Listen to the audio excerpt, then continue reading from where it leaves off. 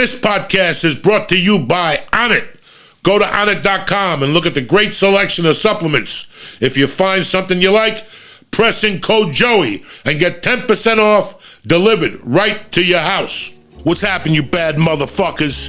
The joint is brought to you by, and I want to welcome them to the podcast, Fit Bod. It can be hard to find time to work out. Fit Bod tailors an exercise program to your goals, equipment, and schedule. It's easiest way to work out. The video tutorials make it easy to learn a new routine, and it varies your routine for you so you don't have to overtrain. Way cheaper than a personal trainer. You can get a full year of personalized workouts with Fit Bod for less than the cost of one session with a personal trainer. Fit Bod is easy to use on both Apple and Android devices. Keep your workout momentum going or get started. Get personalized workouts from Fit Bod that get tougher as you do. Get 25% off your subscription or try the app for free when you sign up now at fitbod.me/Joey. Again, fitbod.me/Joey. That's 25% off your subscription or try it for free at fitbod.me/Joey. I suggest you giving it the free trial and you're going to be impressed. Fitbod will work you out like a dog, Jack. So right now, go to fitbod.me/Joey and get 25% off. The joint is also brought to you by DraftKings. Listen, last week was action-packed and it's just getting started. Get ready for week 2 of touchdowns, tackles, and even bigger wins with DraftKings Sportsbook, an official sports betting partner of the NFL. This week, again, new customers. Just bet $5 on any football game, and I'll get you 200 in free bets instantly. You want more action? I got more action. Everyone can experience the thrill of DraftKings early win promotion. It's simple. This Sunday, you bet on any NFL team to win. If your team leads by 10, at any point of the game, you get paid instantly, even if your team loses. So do me a favor right now and do yourself a favor. Download the DraftKings Sportsbook app now, today. Use promo code Joey, Joey, to get 200 in free bets instantly when you place a $5 bet on any football team. Don't forget, we still got baseball, we still got college football, so DraftKings is your fountain. An official sports betting partner of the NFL. Minimum age and eligibility restrictions apply. See show notes for details. Now, do me a favor. Download the DraftKings Sportsbook app and go win some motherfucking money. Hey,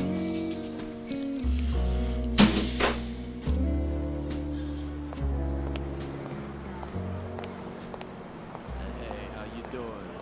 Come on in. Yeah, Joey's in the back. Check 1, 2. Welcome to Uncle Joey's Joint.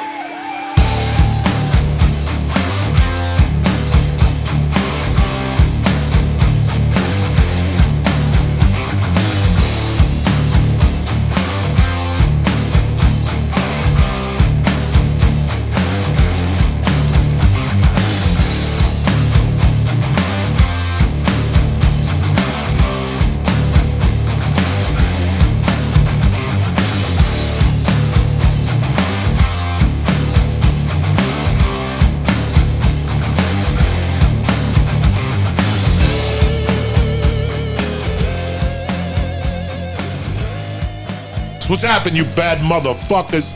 It's Wednesday. I got my main man, BRYAN CALLEN, here. I got him to come down to fucking Marlboro, New Jersey to talk some shit for an hour. What's happening, brother? It's good to be here, man. It is good. Great to see you. I miss you. I miss you. I miss you too. Yeah, and I was looking. it. I was looking for because I have it. Yeah. I still have it. I just couldn't. It's in the wrong notebook. I was looking for the worksheet from the acting. For the Beverly Hills Playhouse. No, we did the one at we did the UCLA. seminar. We did the and we kept it UCLA. a secret from Rogan. Yes, we didn't say that to Rogan. Because he would have made. We took an acting seminar. It cost us $350 each. If he had found out about that shit, I see him. It's like a drug deal. I see him. I go, "What are you doing?" He goes, "I'm here." He goes, I go, "Well, don't tell Rogan." He goes, "No, I'm not gonna tell him." He goes, "He wouldn't understand." But we're trying to be actors. This had to be 2001. Oh yeah. We studied acting in earnest. We studied it in earnest. And I forget, this is the guy that cast Sleepers, and he cast Godfather 2. Oh yeah, he did all of He it. cast Donnie Brasco. And Milton Gonzalez, who had directed Betty Davis in Butterflies Are Free to an Oscar. The people that used to be in his class, Burt Reynolds would drop in, fucking, Neil Simon, the great playwright, would just show up. Bro, Anthony Hopkins would come in and just like... Where was this at? This was at the Beverly Hills Playhouse, at the class. I'd get up on stage on a Saturday class. Doris Roberts, Emmy Award-winning fucking actress from Everybody Loves Raymond. Giovanni Ribisi, I mean, you name it. People like the biggest names in Hollywood are in the class. So when you get up on stage, you better bring some fucking money. You better be prepared. The first time I did a fucking scene, I'd graduated into the master class, whatever the fuck it is. And Milton Gonzalez goes, "It was good, very facile. How do you think you did?" I said, "I don't, I'm not good at this. I did all right." He goes, No, you did very well. You know what the problem is? I said, "What?" He goes, "Everybody behind me can do exactly the same thing. So what are you going to do to be different than that?" And that began the journey, and that's why I'm an international star now. Now, Beverly Hills Playhouse. Yeah. Beverly Hills Playhouse was the one that you had to sign up for 2 years and you weren't allowed to audition? Well, it was a place where you started, there were tiers to Okay. it. And you had beginner, intermediate, advanced, master class, all that shit. And it got a whole bunch of flack because it was Scientology. I remember. And if you read Going Clear about Scientology that Lawrence Wright wrote, the class features heavily. I did benefits at the Scientology Center for 9/11. I didn't give a fuck. I didn't know anything about Scientology. I don't give a fuck. I'm not going to get brought into it. And a lot of the Scientologists I knew were cool people. I mean, I did Kirstie Alley's show, and she was a Scientologist. We shot there because she was a big Scientologist. But that was why it got mentioned in that book, because Milton Gonzalez he was clear. He'd reached clarity. Yeah. What a fucking brilliant thing. Yeah. But then he left. And when he left, it became this whole fucking thing. It's crazy how they had all those little acting things going on when we got to LA. And they're still there, but since we're not into it, we don't know what's going on. You know why? Because you get to a certain age, and maybe it's a New York thing. Like, if you're going to come at me with a whole new philosophy, bro, I'm like, hey, listen, teach me how to act. The fuck out of here with all the rest of it. Now, where did you actually learn how to act? In New York City? Yeah, I mean, I started out, I took some classes in college, and I said to myself, fuck, this is... I couldn't see a linear progression, right? If you want to be a great Olympic athlete, if you want to be a professional football player, there are tiers. There are stop gaps. You either make it in D1 or you don't. You either distinguish yourself in D1, you get drafted in the 6th round or the 1st round. Whatever it is, you got to make that team. So you had these stop gaps. Acting, you can just be like, I'm talented because my mother told me I was. And then you're 44 years old, you wake up, you got no resume. How many people do we know like that? So I kind of saw that, and I was like, I don't want to be that guy. So I stopped, and I decided I was going to be a banker. Yeah. And then I realized, then I go, I'm gonna put a gun in my mouth. This is I can't do this shit. I'm wearing a tie and silk socks. I was taking the path from Hoboken, New Jersey to work at the accounts receivable payables division, no windows at Lehman Brothers. Get the fuck out of here, okay? And I woke up from a nap and I go, I got to be an actor. So I went to the neighborhood playhouse in New York City on 54th Street. And that was the first time I went, this might be the only thing I'm made for. Then I found comedy, stand-up. But you know what I mean? Like I was like, I think that I'm not good at anything, and I might be good at being somewhat emotional and real, because I could feel it. My childhood had been so chaotic that I was able to kind of, it helped me. And I was also a daydreamer. I was also I've always wanted to be anybody but me. Yeah, me too. Right? Yeah, we all do. We all do. You know what I'm saying? So I was like, I don't like who I am. So I was always fantasizing about being taller, stronger, faster, fucking Scottish, English, whatever the fuck it was. And all of a sudden I saw you can make a living that way. And so then I went to but then you come out of theater school and now you got to compete. And I'm like, I don't know. I looked in the mirror and I went, there's nothing about me physically. They're not going to be like that. Oh, he's white, medium. You know, like my joke is I could pick your pocket in a parade, and what are you gonna tell the cops? He was brown hair, white, medium. I blend in, bro. I look like every other guy. Medium. So that's why I got into stand-up. But Patty Jenkins, who is the writer-director of Monster, Wonder Woman. She's supposed to do, I think she's doing Star Wars, big director. But I used to date her back in the day, 20 years ago. And she looked at me, she goes, hey, you. Hey, stop trying to be De Niro and walk in. You're not a brooding, deep actor. You're a jackass. You make all of us laugh. Stand-up comedy. She's the reason. She took me to see, she goes, we're going to watch some comedy. It happened, I'm at the New York Comedy Club. Who's up on stage? I don't know. Greg Giraldo, Louis C.K., Dave Attell, monsters. And I've never done it, and I'm doing this all the time. I'm biting my nails. I'm so overwhelmed with how funny they are. And I'm like, I'll never do this. Now, before you go any further, Yeah. how do you feel about not being a deep actor? I could give a fuck like me. Listen to me. This is the truth. And I came to terms with this. I'm 55 years old. I came to terms with this about 2 years ago. I've never been on set where I didn't want it to be over. It's like eating a salad. Like I eat a salad because in the back of my mind I think, well, I'll eat this fucking salad that's bullshit, but maybe I won't die of cancer, Right. early. Right. I'm not going to restaurants because they got good salads. I'm an American. You understand? I'm going to fucking restaurants because they got steak, chocolate, and cheese. I want all the things that are bad for me, and I want wine.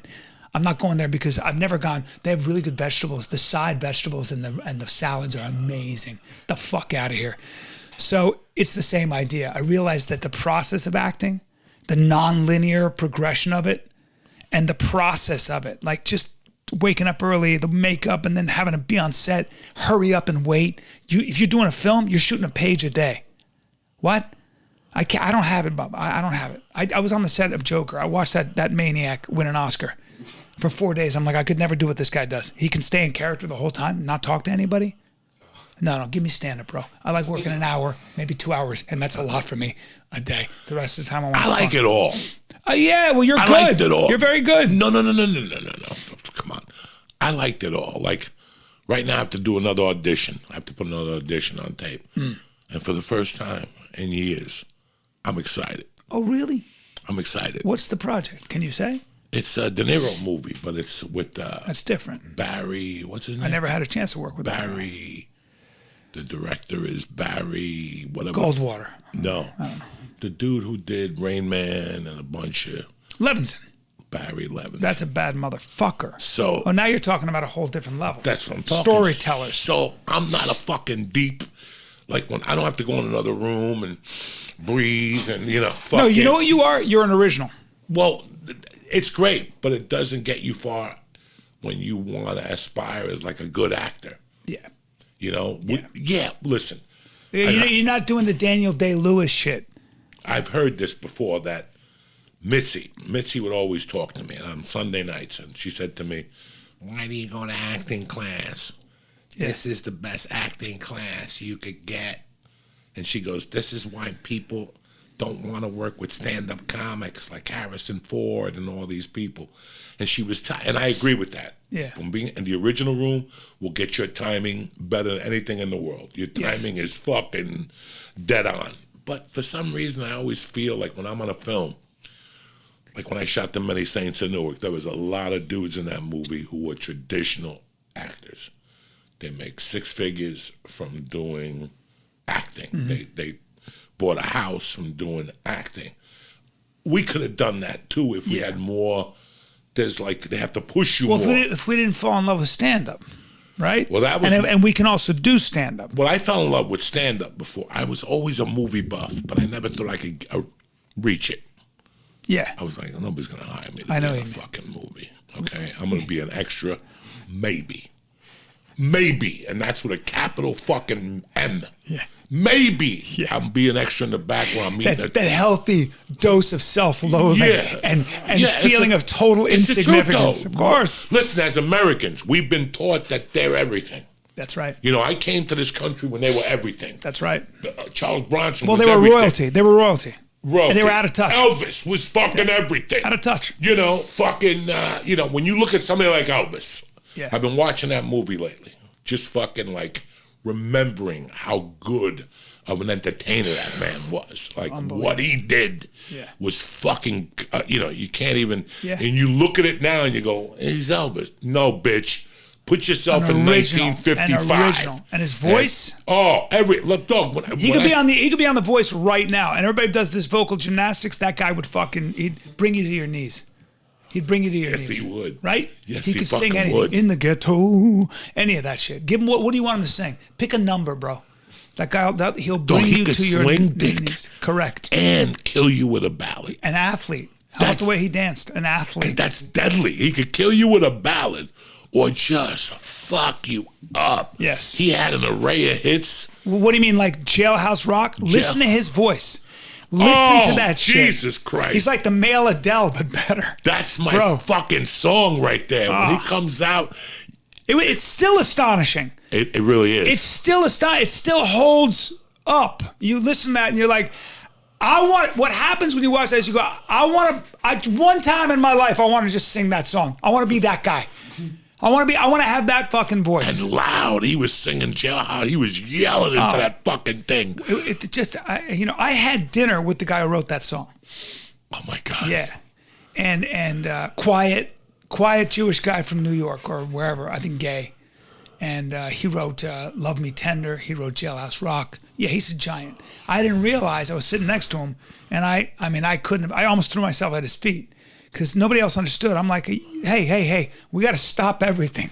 Sometimes you got to stop everything. Yeah, I agree with you. And give it up, you know? Fall at the man's feet because it's worth it. And, but I mean, it's like you hear Jailhouse Rock. It's a little bit like hearing Kashmir by Zeppelin. It never gets old. What is it about some artistic expression that never gets old?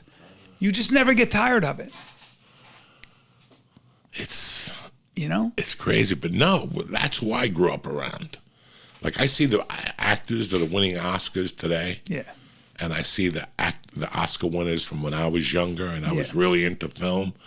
There's not even a comparison. There's not even a fucking comparison. And Mitzi's wrong, though, about one thing, which is that acting is technique. There is a great deal of technique. There are things that a good director and a good teacher who teaches you the craft of acting. It's a craft. It's making the unconventional choice. It's like it's a lot scarier, like a good acting teacher like Jeffrey Tambor, my teacher. Fucking bad motherfucker. The old dude? Jeffrey Tambor, the guy with the bald head. Yeah, the old dude. Yes. That was on like... He was on Transparent. He was on Monster. Yeah. Unbelievable. He's your acting teacher? Yeah, he was my acting teacher for fucking 7 years, bro. That dude could teach you some shit. Where is he? He's hiding out. He's got another project. He does what he wants. But he's like, that's a real actor. That dude's an actor to his core. And that guy, if you came in and said, if the line is, I'm going to kill you, he would say, well, that's not how you do it. You might just want to smile at him. Yeah, I'm going to kill you. That's a lot scary. All of a sudden you go, oh, wait a minute, bro. Whoa, I never thought of it doing that way. Wasn't he in The Professional? Not The Professional. No, he wasn't. That's the accountant. He was in Injustice for All. Remember the guy throwing plates in Injustice for All? If you see him, bring him up. I don't know if you have a thing. If you see him, you'd see who the fuck I'm talking about. No, but isn't Jeffrey Tambor? He might be in The Accountant. Yes, he plays the old accountant for the mob. That makes sense. And he teaches John Bernthal how to, or not John Bernthal. No, Ben Affleck. Ben Affleck how to, do all that shit. Yeah. But no, we didn't. I didn't see it. I fell in love with stand-up. And I always had the notion of acting. And then when I got hired, I was part of an acting class on Gardner, right behind. In L.A.? Yeah, right behind the Sunset Grill. Yeah. Right in that, if you go down that block. Who was teaching it? Frank something. Great guy, knew his shit. Hated me when he found that I was friends with Andrew Dice Clay. Just fucking turned on me, like told me Did he? Yeah, he told me because I had to leave on Monday nights. Oh, okay. Class was like Monday nights. You were opening for Dice or something? No, Monday nights was like the big night in L.A. when I got there in 97. It was Latino night at the Laugh Factory, open mic at the Comedy Store, but Freaky Monday at the Improv. And Freaky Monday was tremendous. So every Monday I would have to either go to Latino, to the Ice House. I would either have to go to Laugh Factory or the Improv. So class would start at 7. So I go in there, lurk till about 8:15 and go, hey, I got to get out of here. Get the fuck out of and here. he would lose his mind. Yeah. Where you going? I got to do some comedy. Okay. And then one night he asked me, he goes, when you go down to the Comedy Store, who's down there? And I said something to him, like Andrew Dice Clay or something, like on Monday nights. Name. And he was like, do you know him? And I go, yeah, I talk to him once in a while, And he was like, good to know. He's a piece of shit. And he just started going off. Because he just didn't like his comedy. I found out years later, I bumped into him. His wife died. So I sent him like a note. And he told me that, he had hired him for something, and then he didn't do, Andrew's crazy. He didn't do the pitch with him, so he wasted time and all this shit. And that was it. Yeah. I went to that place, and then I went to, with everybody on my back, I went to Ivana Chubbuck. Oh, yeah. Very good teacher. Very good I met teacher. her and had a little correspondence with her because she saw me do stand-up once. And I had a long talk with her. She's the real deal. Good lady. No, good lady. And listen, man. Charlize Theron, she helped a lot of motherfuckers. Charlize and the other girl. She has a long list of very successful actors. But she won 2 Oscars in a row. Yeah. The girl who won it before. You know what? Charlize Theron and the girl who was in $1 Million Baby, right? Her and the black girl. The African American, Halle Berry. Halle Berry. There you go. And I remember that going to that class, it was the same thing. You have to start in beginner. And the guy liked me. And I know, what started happening? I started booking. Yeah. I actually, after I joined the class, like after 4 weeks, I started booking. And he was like, what's going on with you? I'm like, I'm booking, bitch. Whatever you're teaching me is working, bro. That's what happened to me. You start booking in class. You start booking, and it's really weird because everybody else was worried about scenes. Yeah. Like, you're not going to believe this. I have the scene from Carlito's You're Way. thinking about getting a fucking job. Yeah, I'm thinking about getting a fucking job. Back then when we were coming up, if you got a job on a TV show, it wasn't like today. If you got a job on a TV show, the world knew your name and you were going to buy a house. Like, you made money. What people don't realize, and correct me if I'm wrong, nobody was making money doing stand-up. You didn't have social media. You couldn't curate your own audience. If you were making $5,000 a weekend, that was a fucking fortune. Nobody. I remember when Zach Galifianakis told me he whispered it to me. He goes, I'm making $10,000. I went, what the fuck? Stand-up? Nobody was making money. Like, now you can curate your own audience. You're making $10 million a year, and you've been in the game for 5 years. Back then, you did stand-up because maybe you'd get a fucking sitcom and you could eat well and have a house. You had that dream?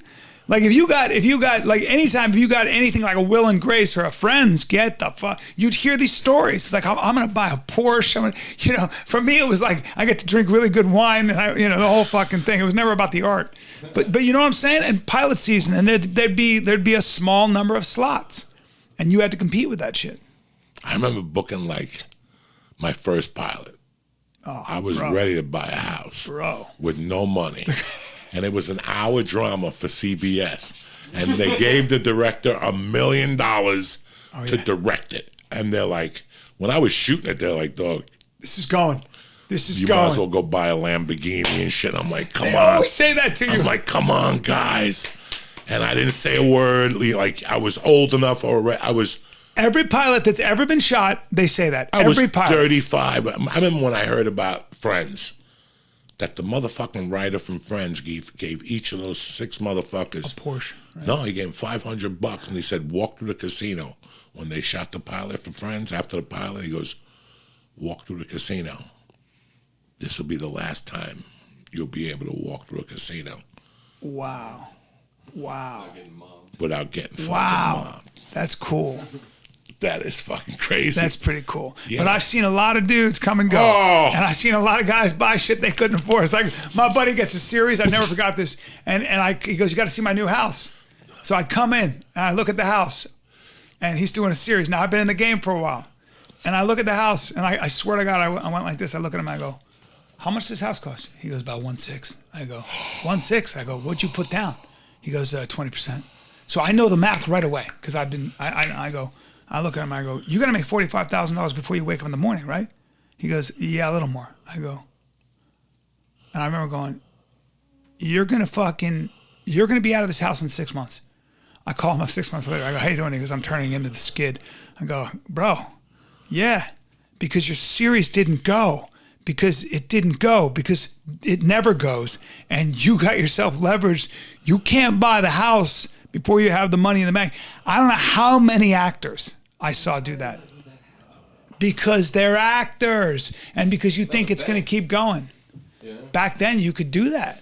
Back then, you can get a mortgage. It's fucking crazy. Bro. I have a list. I could sit here, give me a week, and I'll have 100 names of people. Dub David up. You know the guy who he bought a Rolls Royce, he got a development deal out of Montreal. 6 months later, he's living in the fucking car. And that's a true story. That, guys, and this is it. And people have no idea. I could sit here, give me a week, and we could do a podcast again. Yeah. Of just like, you know how they read the 9/11 names on Sunday? We could just read the fucking names of people who just fucking booked the pilot, lost their minds. You'd be there all day. Oh my God, guys. This is such a great topic because I could go for hours with this. Oh, yeah. And this is how you learn, when you see people actually crumble. Like, guys, there was one guy one year in Montreal. I do not know what his name was. This has to be 2003. Yeah. Went up to Montreal, good looking. He looked like fucking Superman before he fell off the horse. What's his name? Christopher Reeves. He looked beautiful. This man was beautiful, dog. Yep. He walked into I'll never forget, he walked into the comedy store like a Tuesday night. He had 6 Jews with him, you know, agents with suits on.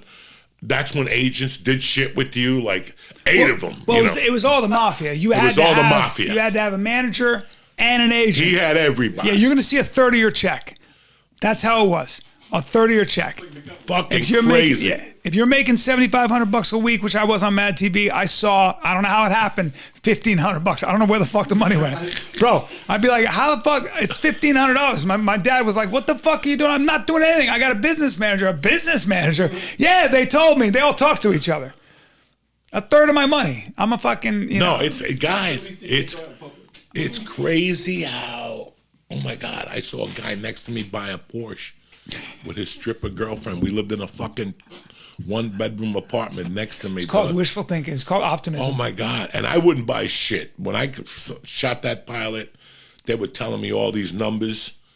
I think the number for me was 18.5. I couldn't even. Oh, bro. I couldn't even. A week? Yeah. That's so much money. That was the drama. $18,000 a week. That's so much money. When I booked the pilot, the agent at the pilot goes, we have to call him back and get I'll never forget this, because they gave me $25,000 just to move here.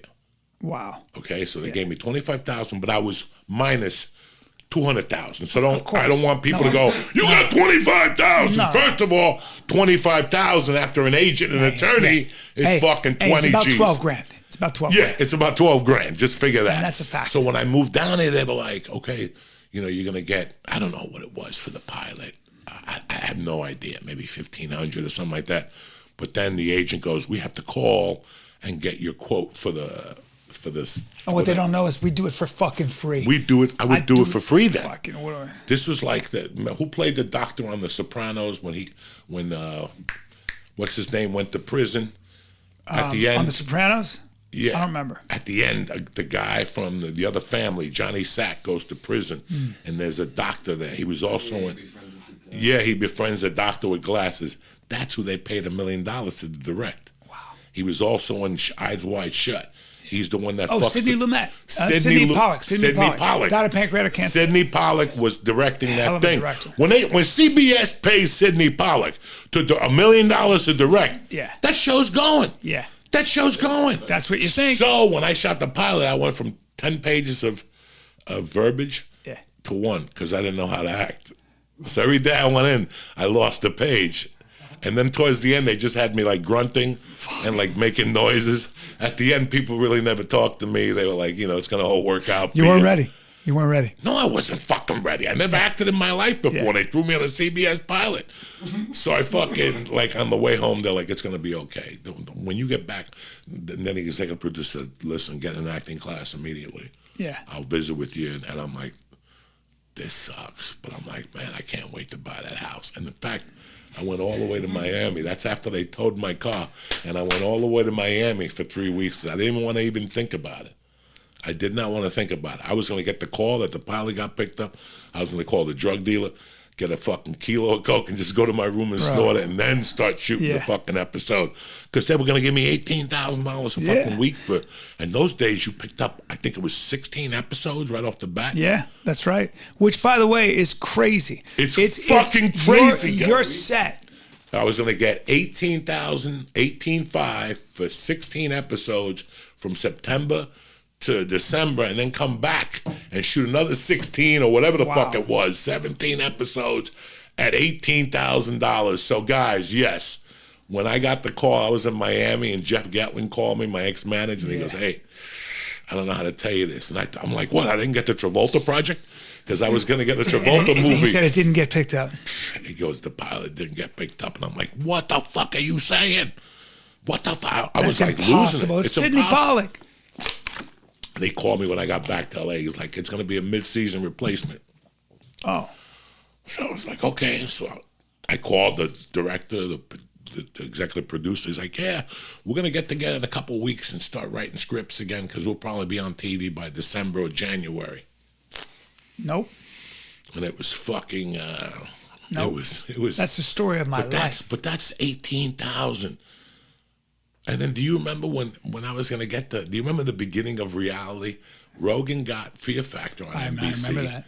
I was in New York with him. I'll never forget this. I'm in New York on Times Square. He goes into a fucking place to buy a samurai. Like there was a 6-foot samurai standing on Broadway with blue eyes and He's shit, so crazy. with a fucking sword. He's so fucking weird. And he's like, I'm going in there to pay for this statue. Yeah. And I go, I don't want to go in there. I don't like him. When he spent money in those days, I got he always had the confidence. I got $2 in my pocket, oh, and he's buying a statue for $1,200. I'm like, forget the statue. I'll go in front of your house and pose like that. Just give me $200 right now for the day, something. I'll never forget. He was in the thing, and I was standing on Broadway, and above me was that rotating thing. Yeah. And it said Fear Factor, America's hottest show. And he was walking out talking to me on Broadway, and that didn't matter. No, it didn't matter to him. 10 people running to me going, are you Big Pussy from The Sopranos? We want to get a picture. I'm like, that's Joe Rogan from Fear Factor. Like, fuck him. Yeah. And I'm like, oh my God, that's how crazy that's that was. how it goes. And with Joe, I remember him getting famous. And I remember when we were in New York City, and a cop goes, Joe Rogan, because he was doing Fear Factor. And I went, my boys, and another guy goes, oh shit, Joe Rogan.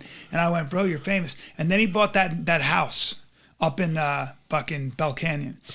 And I'd known him, I mean, he'd been a guest on Mad TV, I'd been a guest, and we're sitting there, and he said something so great. He was standing there like this, and I'm looking at his fucking house with the marble floors and the fucking view, and I go, bro, you're rich and famous. I go, what's it like? And he goes, it feels exactly the same, except for my walls are a little more farther apart, so my dogs aren't as close to me. I went, what a great fucking, I'm like, he understood the illusion that fame and money is. Like, it's good to have, but at the end of the day, he goes, yeah, my walls are farther apart. And that just means that there's more space, so the things I love have to get to me. It takes them longer to get. He was thinking mathematically and geometrically. I'm like, this motherfucker thinks on a different level. But he's kind of right. I remember the day he called me when he said, I'm quitting acting. 35 years old. I go, what?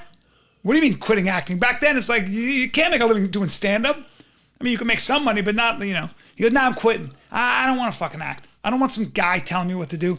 I don't fucking like it. I don't like the people. Everybody's got a hole they can't fill, so fuck it. I'm like, I remember just being like, all right, you're fucking crazy. And he stuck to it, and it worked for him. Things are going okay for the kid. And you know what? Yeah. And you know what's crazy, man? That's the problem. And it was a problem for me. The only problem I really had was, listen, you love doing stand-up, but you also know sometimes for people, stand-up is a means to an end. It was not that for me. I saw a lot of people in L.A. move to L.A., get on a TV show. You never saw them on the stage ever again. No. You never saw them. No. It kind of bothered me. It didn't. It kind of bothered me. Like I remember. You still see it, though. A lot of people are getting into everybody's a stand-up now. Well, now it's going the other way around. Now it's going back to being a stand-up because, listen, a stand-up comic today, I mean, I'm surprised we don't have baseball cards. Yeah. I'm really surprised. I'm really surprised. But Joey, like, here's what I say about stand-up.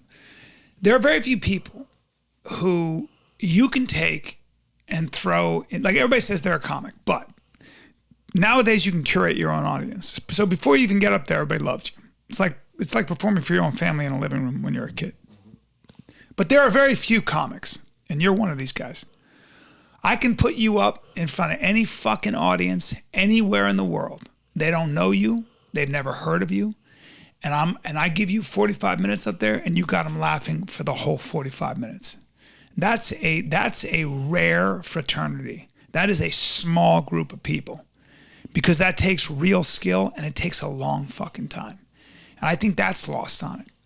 And if we were bankers, the headliners, all of us who are headliners, if we were bankers, we'd be very, very wealthy. Because there's probably, how many people can do that, honestly, who can put out hour after hour that does really well, where we've been making people laugh for 25 years on that level? Not a lot of people, bro. I always say, you come to my friend's show, come to my show, come to my friend's show, you'll laugh harder by far than any movie you've ever seen in your life. Put it up there, Hangover, whatever. Come to a Joey Diaz show. Come to a fucking Joe Rogan show. Come to a Bill Burr show. Come to a Sebastian Maniscalco show. Come to a Steve Byrne show, whoever the fuck it is. Sam Tripoli. You'll laugh harder for 1 hour than you'll ever laugh at a movie. That's rare air, man. That's not easy. Speaking of which, Man Tears on YouTube, guys. My special. Make sure you get that. Run. But it's free. Just do that. So you taped the special where? BRYAN Improv. Great place to tape a special. Unbelievable. Great place. And Sam Tripoli's Dana, who is Sam Tripoli's gal, she's the one who produced it, did an amazing job. I paid for the whole thing myself, and I just put it up there. And Russell Peters said, call it Man Tears, because it's really about vulnerability and how men can't cry. And it's fucking, and so far getting a lot of love, so we'll see. When did you put it up? I put it up 6 days ago. And how's it going? It's good.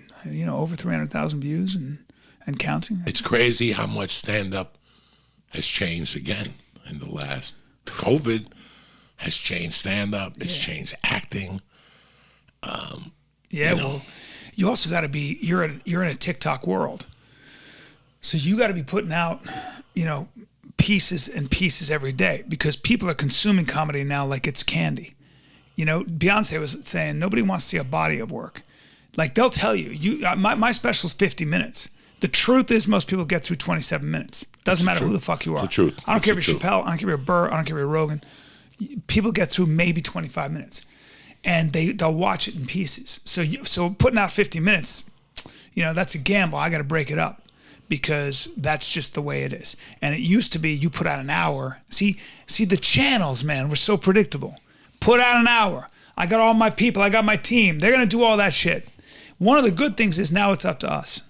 Now I'm producer. I'm publisher. I'm director. I do it all. I'm my own PR team. I don't need PR. I do this podcast. I do Flagrant. I do that. That's more than any PR, any magazine. Magazine? What do you want me to do? Kimmel? The fuck out of here for 3 minutes? Nah, no thanks. I'll do this. You know what I mean? Have you seen the numbers Saturday Night Live gets? Those actors can't sell tickets. God bless them. They're all very talented, but it's hard. It's not enough just to be on a TV show. So new media is, you know. It's really crazy how much, you're right. When we got to LA in 97, you recurred on a TV show. That's it, 7 episodes. You sold out all your shows, and you did that until the show ended. You know, That's right. Nick DiPaolo did it with Grace Under Fire. It was just fucking. I was on Goldberg's for 7 years, bro. They gave me my own TV show. I've sold exactly 3 tickets as a result of that show. Nobody gives a fuck. Nobody gives a fuck. Do Rogan once and you sell out. And you sell out. It's really unreal how much. And I did a podcast maybe about a year ago, and I spoke about how agents aren't building comics up anymore to get a TV show. Yeah. It's not happening. When I got into comedy, the 3 biggest shows that comedians ever did were on. Roseanne, that year that they Tim Allen, they gave Tom Rhodes a special, not a special, a TV show. They gave the Korean girl, Margaret Cho, one, and somebody else. Oh, Greg Giraldo that you were talking about. We had a period where the networks were like, fuck it, we got an easier, we're going to do what they did with Roseanne and Tim Allen, just do a comedy, do a series derived from their stand-up comedy. And it was working. Yeah. It was working. They canceled Tom Rhodes, they canceled whatever. everything. But you know, listen, if you sign 10 comics, 3 of them are going to make it. Yeah. The other 7 are going to fizzle away. And guess what? They still have a career. That opens up a door for you. But today, we don't have that. Even up to 20 years ago, we had Ray Romano. Oh. We had a bunch of guys on TV. Today, we don't. And I'm going to tell you why. It's not because the agents aren't building. It's because the comics are saying, why the fuck am I going to do that? Why would I want to go on a set, take orders all fucking day? Now with rules, you know, a comic is not going to adjust to those rules. You can't say shit on those sets. You can't say anything on those sets. You can't even crack a joke. You. And the money. You can't crack a joke. No, you can't crack get a fired. joke. And the money sucks. At the end of the day, the money sucks. And you're working with the creepiest fucking people in fucking Hollywood. Let me give you an example. I own a flip-flop company, Toehold. I bring Joe some Toeholds, you know, because but this is the reach. Think about this now. I'm terrible at self-promotion and plugging, so I'm plugging my brand, right? Because I own 30% of the company. So I go, I'm going to bring Rogan a pair, and I'm going to talk. I'm wearing my Toeholds. Fucking Eddie Bravo's wearing. We're doing the Fight Companion. I'm going to talk about my fucking company. I'm not a business guy. I'm not making money, but I'm going to try to be a businessman. Very clumsy. I'm terrible about it. But Rogan, all he did was this. He takes the pair of flip-flops. Now listen to this. And he goes, because he's making fun of me for even like pushing. I go, put your Toeholds on. He goes, fuck you. Stop trying to plug your flip-flops. But then he picks them up and he goes, but they are the best made flip-flops on the planet because they're expensive. They're the most expensive. But they're handmade and shit with the best leather. You can get everything. I'm going to send you a pair. Do you wear flip-flops? No. All right, so never mind. You would wear these. But anyway, but he does this. All he does is this. He goes, they are the best made flip-flops. You can't even pull them apart. And he goes like this. He goes, it's like they're unbelievable. They're incredibly made, and he does this. That's it. Okay? We're done. They go, oh, you got your fucking plug. You plugged it. You happy? Just off of that, after him saying that, we have, I believe, 60,000 more followers on the Toehold Instagram. 60,000. We had, in 2 days, 20,000 people visit the fucking website. We had to shut it down because we were selling too many rash guards, too many flip-flops, and too many fucking t-shirts. Because the guy makes them by hand, these flip-flops. And we had to hire new people to make these flip-flops. They're $350 a pair. They're the best flip-flops on the planet. They'll last you forever. But the motherfucker, all of a sudden, he's like, I got to stop this with 20,000 people off of one fucking mention from that guy. Find me the TV show. Find me the sitcom. Find me the news organization where you could do that. Where a guy goes like that. He goes, yeah, these are the best made flip-flops on the planet, and does this. That's it. Boom. And by the way, still going on. We're getting crashed. It's like he's like fuck. We sold out of the rash guards. We sold out of the fucking t-shirt. I know, but I mean that was all we needed. You know, it's like holy fuck. That's a different way of. You understand? Like if you have a business, do a podcast, the right one, and somebody like that just says, "Hey, these are the best made flip-flops on the planet." How much would that cost? $2 million, $3 million to get that kind of effect? I mean, I think literally we went from, think about the counts on Instagram, 60,000 people, new followers. It's a flip-flop thing, and we got over 300,000 followers. Other companies are calling us going, how the fuck do you have this many followers? How are you getting this kind of interaction? I don't know. I go on podcasts. I talk about it. I did it once on Rogan. Well, did you see this thing that came out about 3 weeks ago? That people are paying to go on podcasts. Of course they are. They're paying big money, 40,000. They should. 20,000, so they can explore who they are or their product or whatever the fuck. At first, I'm like, that sounds a little fucking creepy. Well, it's a catch. You can't be that guy, right? What do you mean? I don't want nobody coming on my podcast. That's what I mean. I can't do it. I can't do it. I get those offers. I cannot do something I don't believe in. I'm not going to have you on. The fans would be like, hey, bro, get the fuck out of here. We tune in because you guys are having an honest conversation. Even plug and toe hold, like when I talk about it, I get shit. People are like, hey, fuck you and your flip-flops, and they should. I get it. I get it. I understand, because it's like nobody wants to be sold. We're all being sold. I come to a podcast to fucking have a conversation. I come to a podcast to listen. Just to have a good time. Yeah, don't sell me anything. I'm being sold by everything. It's weird because sometimes you do go watch a podcast or something and people are promoting it. And you know what? In the podcast world, I used to get a lot of shit. If I had you on once, and that was great, and then you shot a special and you came on and talked about it, they loved you. Yeah. There was no beef. Well, you got to do that to an extent. But when you just do, like when people were doing, like just weird things, like when somebody just comes in to sell a book, yeah, I get shit. Yeah, I'll get shit. Yes. When somebody comes in to sell a specific date or something, yeah, I would get shit. A little bit, not a lot. But what they tell understand. me, yeah, but like think about it. You put a special on YouTube, everybody will tell you, including your best friends. They go, you got to do all the podcasts.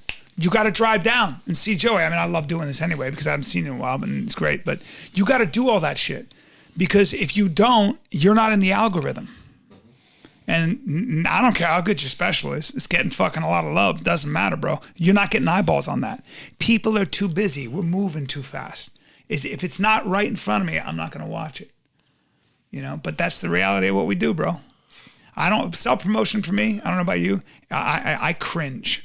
Listen, as a comic, that like Jay Davies, okay? Love him. Great guy. He's such a sweetheart. Jay Davies was a puzzle for me.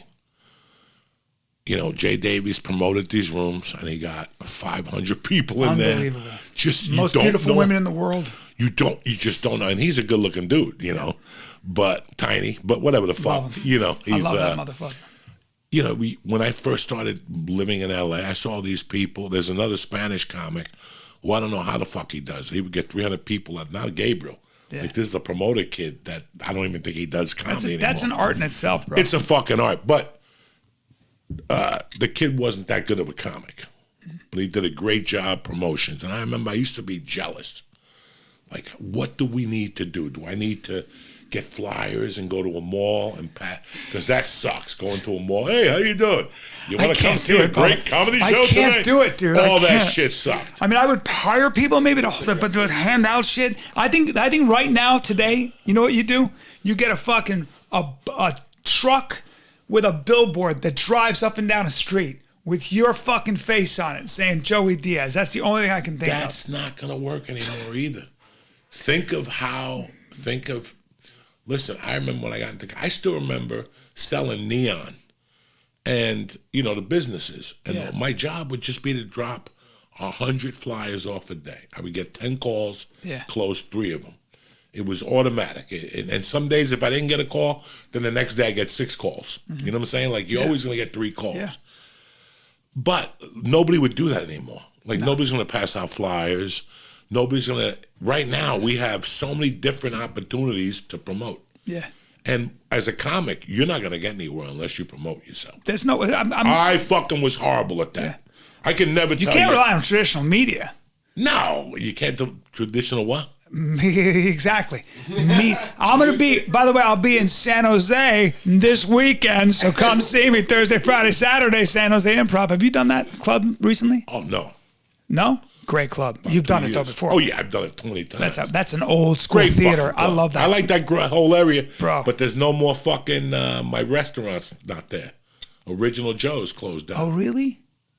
So I was just going up to San Jose Fuck, to go to Original Joe's, and then on the way out of there, you go to the airport. You go to the airport, you get yourself the 3 eggs with the steak, with the wheat toast. Forget about it. I go up there just because Original Joe's in San Francisco, I couldn't get into. Why? It's a 2-hour wait. Wow. Why'd they close it down in San Jose? Because of I COVID? don't know. You have to. I don't even know if it's true. I haven't spoken to anybody up there. I heard a rumor that they were closing it just about the time COVID hit.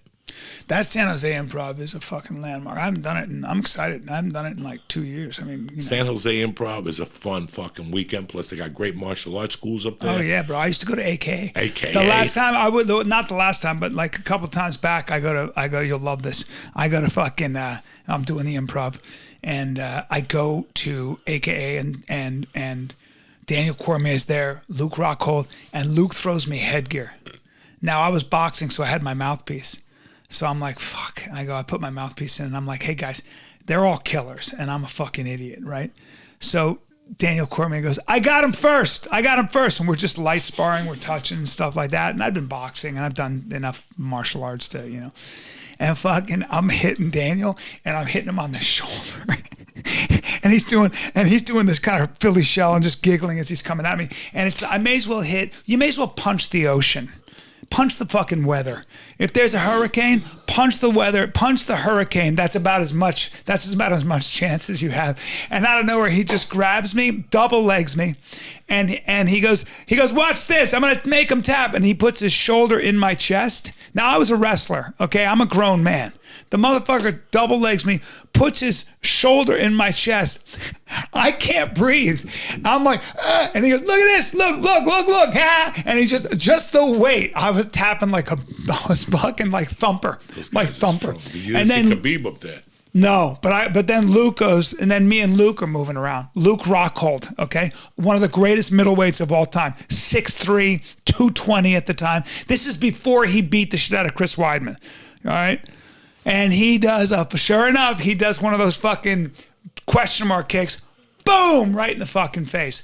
My nose was black and blue. I put it on Instagram. I had to go get makeup and put it on my fucking nose because my nose I looked like Bozo. But anyway, the point is, don't fuck around. Don't fuck around with those guys. No. I used to go to the other place and do jiu-jitsu with that guy. That guy turned me into a fucking pretzel. Yeah. John Fitch was up there. John Fitch. And that's what I want to tell these people. Like, listen, I spoke to you the other day, and I talked about it, that I was talking to you about not going on the road. I'm like, I'm 50. You're talking about being 55 before, coming in here and going to New York City, and it's like a fucking different animal now. I got an 8-month-old at home, too. I'm tired, Bubba. I'm tired. This is what I say to people. And I tried to, listen, man, I would have loved to done this like Ron White. I would have loved to do this till I drop. Yeah. And are you not going to? Are you thinking about taking your foot off the gas? Not at all. Right. Not at all. I'm just taking my foot off the travel gas for right now. Okay. There's an interesting story. Nobody even heard of Josh Wolf. Josh Wolf was with me in L.A. since day one, since 97. One of the best guys on the planet. One of the best guys on the planet. He's one of the best fucking people Nobody ever heard of Josh Wolf. In 2000, he got a deal. And as much as he wanted to do everything, he couldn't. He was put in a bad position. He had 3 children. He had 3 fucking children. And no mother. And he fucking worked around it. And I tried to babysit for him. He would go do spots, but it was just not consistent enough. And he did what he could do. He wrote. And he made money. He got on Chelsea. And after 10 years, the kids are gone. Look what he's doing now. Yeah. Look what he's doing now. He does not take a week off. No. Dave Chappelle took time off to find himself. He took like 10 years off. Yeah. I'm not even taking time off. I took about 1.5 years off. I just was burnt out from L.A. Yeah. I just wanted to decompress from what I just happened. Yeah. You got to remember, we were just a bunch of fucking kids cracking jokes, having a good time, fucking around, smoking pot. And all of a sudden, the podcast world came, and all of a sudden, there's a line to see us. I know, it's so fucking weird. There's a line so to weird. see us from. We couldn't sell a ticket. So I weird. remember doing The Longest Yard and the fucking movie being #2 and being out there the week afterward, and like 4 people saw the fucking movie. Yeah. And then I go on my podcast with Felicia, and I say that I mugged a hooker. And that night, 2 days later, I got a show at fucking someplace. And the guy Everybody's goes, there. "You have 100 people here. What do you stop? What you know when club owners call you and they go, 'Hurry up! You got a bunch of people.' And you get down there, there's like 11 people. You're like, 'Why'd you say that to me for?' I'm like, Yeah. I just want to get you to move."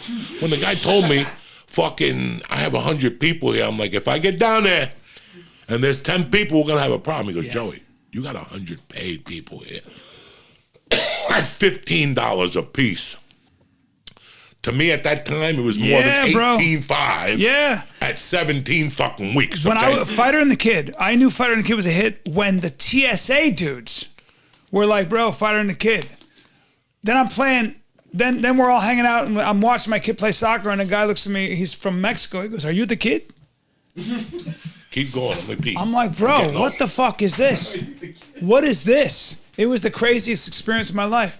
Now, while Joey's gone, guys, if you like comedy, Man Tears, okay, on YouTube. And if you really like comedy, this weekend, Thursday, Friday, Saturday, I'm at the fucking San Jose Improv. And then the weekend after that, I'm at Spokane Comedy Club. And the weekend after that, I'm at Tacoma Comedy Club. And then, if you're from fucking anywhere in the tri-state area, October 13, 14, 15, I think that those are the dates. I'm terrible. I'm at the Stress Factory in Bridgeport, motherfuckers. So come get some. That's my plug. Look at this. What is this? It's a little Buddha thing. Does he keep this on here? Has this got some kind of like? Every time we come around, It's a little. It looks a little bit like Joey. the god of the joint. Yeah, it's like the Buddha version of Joey right there. That's a great little fucking Buddha. I like that. But no, bro. And I'm happy you're here because I wanted you to help me explain this. I mean, we went from being, you know, whatever, $1,500 a week comics. Yeah.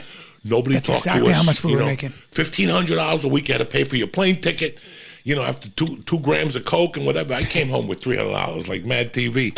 You know, and all of a sudden now your podcast is kicking.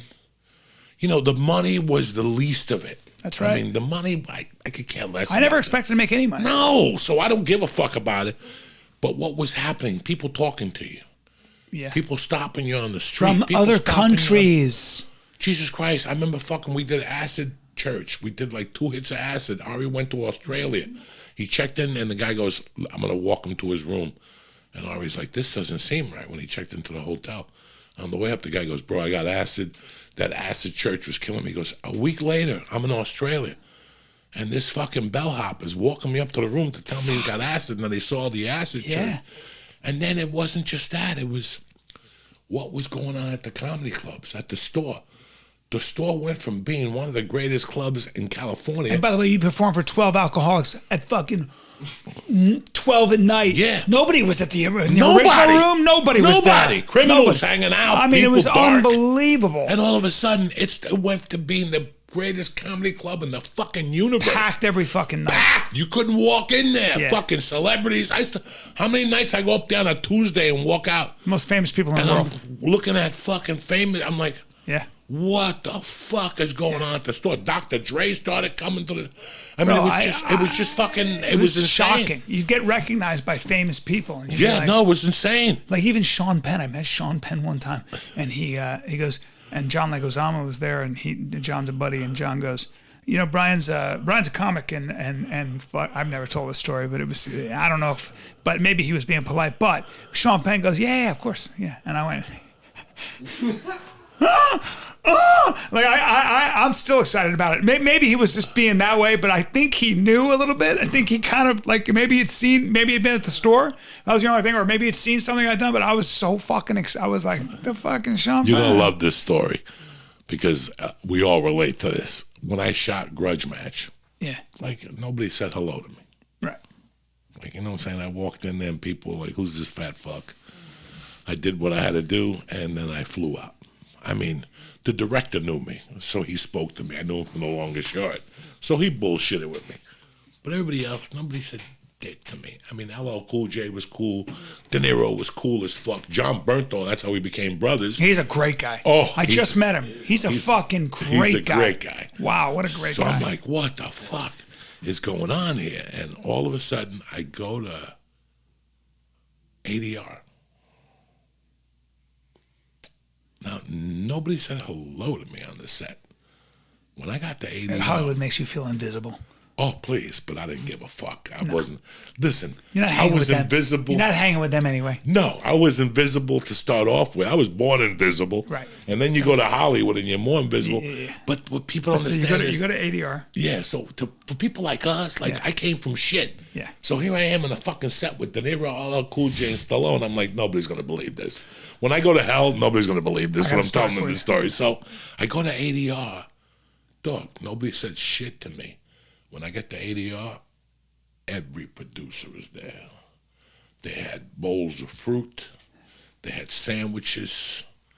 And they're like, well, how can we do it? Joey, oh my God, it's so great to see you. Yeah. And I'm like, what the fuck's going on? I went inside, I did the ADR. When I came back, fucking even more producers were back there talking to me, how you doing, blah, blah, blah. And all of a sudden I leave and I call somebody. I think I called John. And I go, John, I just went, he goes, you know why?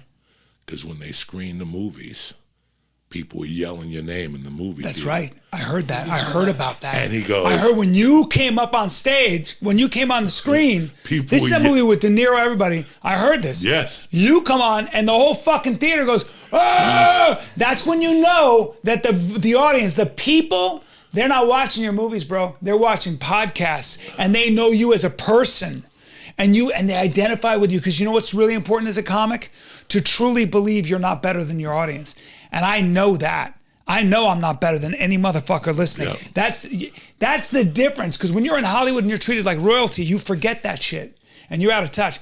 Podcasting, comedy, I'm fucking hanging with people afterwards. I got to talk to you about shit you relate to. So if I think I'm better than you, you're not going to be laughing at me because I'm going to be talking at you from here to here. And that was the X factor. I think that's the advantage that, you know, and I had this, you'll like this. I fucking go to Sylvester Stallone's daughters are comedy fans. Great gals, Jersey girls, man. Like they grew up with all the money, but their feet are on the fucking ground. You know, I'm sorry that they're getting divorced because that's a good family, man. That's a good family. Their mother, Jennifer. She's a real class act. And Stallone, say whatever you want. That dude is a family man. Like he loves those kids. I was really impressed with him. But anyway, I get to go to his house now. I go to his fucking house to watch the Super Bowl. I go to his house to watch the fights. I'm being invited. I walk in there. I'm with Frank Grillo. I fucking walk in there, and Stallone knows Frank and stuff. But now I'm in there, and it's like now I'm getting this from Stallone. Hey, Bry. I get excited now thinking about it. Anybody who's young doesn't understand this. Now watch this. So now I'm hanging out, and I you know Al. Well, Al Pacino's right there. I'm like, yeah, hey, how you doing? Fucking Al. I'm talking. And now I'm talking to these guys, and I'm eating as we're talking, and Guy Fieri's in the kitchen. Guy Fieri's making the food. Flavortown's in the fucking kitchen making the food. David Blaine shows up, who I've known forever. He starts doing magic. He's just hanging out. I got Bill Burr smoking a fucking cigar, looking at all the fucking wine in the cigar collection. So he's obviously Bill's there. I'm sorry. Have you met Sugar Ray Leonard? You met, because he's in here with Michael Strahan. They're just fucking hanging out. I mean, it's legend fucking central. It's legend central. That's just the beginning of it all. And I'm just sitting there fucking talking to and then I hear, oh, this riffraff, don't mess around with this riffraff. And I look up and I go, well, there he is. That's Arnold Schwarzenegger, who's now here at the party. And it's just a little get together of legends and Invisible Boy over here. And just behind my face, I'm going, ah! But I'm trying to be cool. I'm trying to have a conversation. It was so fucking good. And then at one point I'm standing there and fucking, it's Pacino, Stallone, Schwarzenegger, and I don't know, add somebody else, Sugar Ray. I don't even know if he was there, but it doesn't matter. And they're all talking, and me, and me, and I'm darting in with my little. I just want to have a conversation. I'm darting in with my useless little fucking things. I'm trying to, you know. You ever see a bird dog? You know. And fucking Bill Burr walks by and he goes, "You've been here for over an hour. Get over it already." But dude, I'm like, I'm not over it. I'm not getting over it. This was royalty. It's crazy. But those days of the movie star, the way we grew up, like we were talking about, the gods, those days are over now, bro. Because the veil's been lifted. Because now with the internet and new media, you can't create that persona. It's too atomized. It's too fractured. It's not like, you know, Tom Cruise still got it. Some of these guys still got it. But I don't think we're going to see that magnitude of movie star anymore. Not with the way new media is. Now it's like, you know, if you're Joe Rogan with a podcast, good luck walking down the street. He's the new kind of icon that way. And all he does is talk, but you're not seeing a character. You're seeing a real person. You're seeing the authentic motherfucker. And there's something about authenticity. It used to be you created a persona, and we fell in love with that persona that you only saw for 5 minutes on a talk show, once in a blue moon. And you better catch it or it's gone. And you better catch that movie because they got all the lights and everything else. Now, you got to be on a podcast. And if you're not authentic, if you're not telling the truth, you get found out, because human beings can read behavior. Human beings can see whether you're telling the truth or not. You can see it. And when you're a phony and you try to get by, you try to start selling something, you're on there for the wrong reason, you're doing a podcast for the wrong reason, see ya. So it's in that sense, I like where we're at. I like where we're at too. Yeah. I'm happy you came down to fucking Jersey, cocksucker. It's good to be here, brother. What's the name of the special? Man Tears. Fucking beautiful. Where you at this weekend? This weekend I'm at the San Jose Improv. Beautiful. Thursday, Friday, Saturday. I got Spokane the weekend after that. Spokane Comedy Club. Have you done that place? No. You got to do those clubs. Tacoma Comedy Club. I'm not allowed Beautiful. in Washington State. I got warrants. Remember? Then why does that bring me closer to you? I'll be out here in Bridgeport at the Stress Factory October 13, 14, 15. Okay. Or maybe it's 15, 16, 17. I don't know. Look it up. BRYANCALLEN.com. I appreciate you, brother. I appreciate you, I love too. you. I love you, too. Fucking Congratulations on everything. Thank you, bro. It's been a tremendous couple of years. I love you, cocksucker. Stay black, and I'll see you Monday. Tip Top Magoo. And now for a word from my motherfucking sponsors. All right. It can be hard to find time to work out. I understand. But Fit Bod tailors an exercise program to fit your goals, equipment, and your schedule. It's the easiest way to work out. Listen, you download the app, you press in some personal information, and every day by a certain time, they have a workout ready for you. They also have video tutorials that make it easy to learn a new routine, and it varies your routine for you so you don't have to overtrain. It's way cheaper than a personal trainer, and you get a full year personalized workouts with Fit Bod for less than the cost of one session with a personal trainer. So I know what you're waiting for. Download this app right now. Fit Bod is easy to use on both Apple and Android devices. Keep your workout momentum going or get the party started with personalized workouts from Fit Bod that get tougher as you do. Get 25% off your subscription or try the app for free when you sign up now at fitbod.me/Joey. Again, that's fitbod.me/Joey. That's 25% off your subscription or try it for free at fitbod.me/Joey. The joint is also brought to you by DraftKings. I don't know how many times I gotta tell you. This is the season to be fucking jolly. If you want to jump up and down, this is it. Between NFL football, college football, the UFC, playoff baseball, I can't tell you what else to fucking do with your time. Download the DraftKings Sportsbook app today. This week, again, I'm going to get you $5 on any football game. If you win, you get 200 in free bets instantly. Plus, you can add tails on the same game parlays. The more tails you ask, the more money you win. But if you want more action, DraftKings early win promotion will knock your socks off. It's simple. This Sunday, you bet on any NFL team to win. If your team leads by 10 at any point during the game, you get paid instantly, even if your team loses. Who's better than DraftKings? Nobody. Download the DraftKings Sportsbook app now and use promo code Joey to get 200 in free bets when you place $5 on any football team.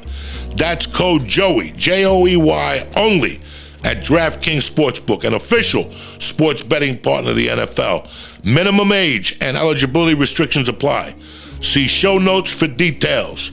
Now do me a favor, download the DraftKings Sportsbook app, download the DraftKings Fantasy app, and go win some motherfucking money. I want to thank DraftKings, I want to thank BetterHelp, and I want to thank Fit Bod, but most importantly, I want to thank you savages for supporting the podcast. Stay black, I love you, and I'll see you cocksuckers Saturday at the Sony Theater, or next Monday, Tip Top Magoo. Stay black.